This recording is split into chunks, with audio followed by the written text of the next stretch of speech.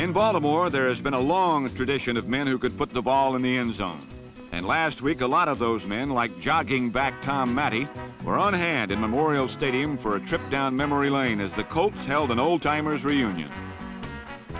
One old-timer who looked like he still has the moves was Lenny Moore, who scored 113 career touchdowns, including 20 in 1964, to become the Colts' all-time leader. But times have changed, and the old guard has passed. Today's Colts are young, the sixth youngest team in the NFL. But like their predecessors, they know how to move that ball under the goalposts. The leader of the youth wave is quarterback Burt Jones, who can pass and can run. But there's more to it than that, because Jones leads by example. The example he sets is scramble, gamble, claw, and crawl. Just get results.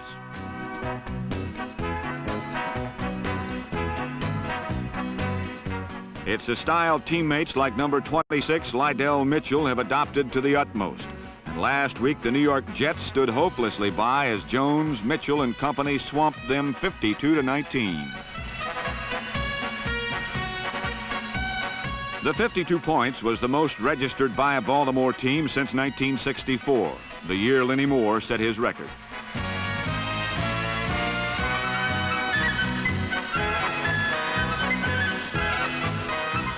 Last week, the Colts were thunder on the ground and lightning in the air.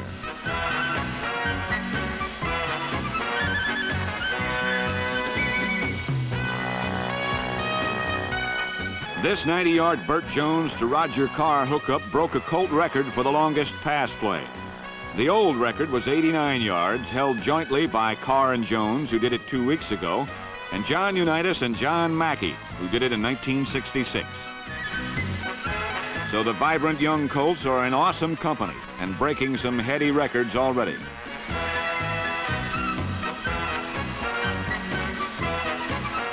Throughout last Sunday, the Colt herd continued to stampede to pay dirt as number 23, Don McCauley, galloped in to make the score 28-6 before the half.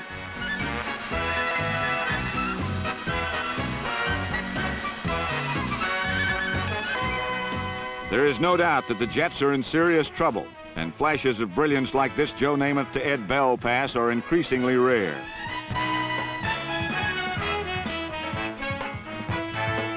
More familiar is the sight of Joe being jumped.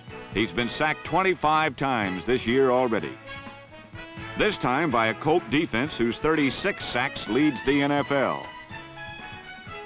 So while Namath was assisted to his feet, Jones kept the Colts flying on this shot to Glenn Doughty. For Jones, it capped a 277-yard, 3-touchdown day, and he retired from the game early with a slight injury.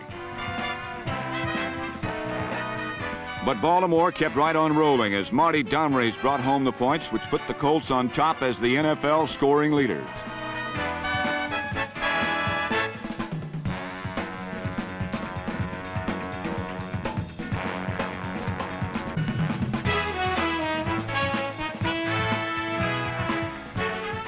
Let's not forget that Baltimore defense, because they too chipped in on number 72, defensive end Fred Cook's recovery and run.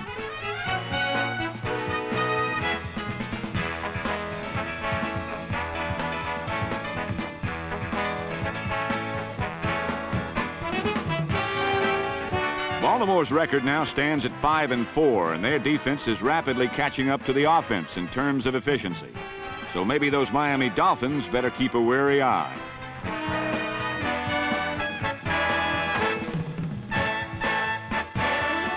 However, offense and defense are only 2/3 of the way to the top. A very important 1/3 of the road to success is powered by the special teams, whose skills or lack of them can often turn a team or a game around.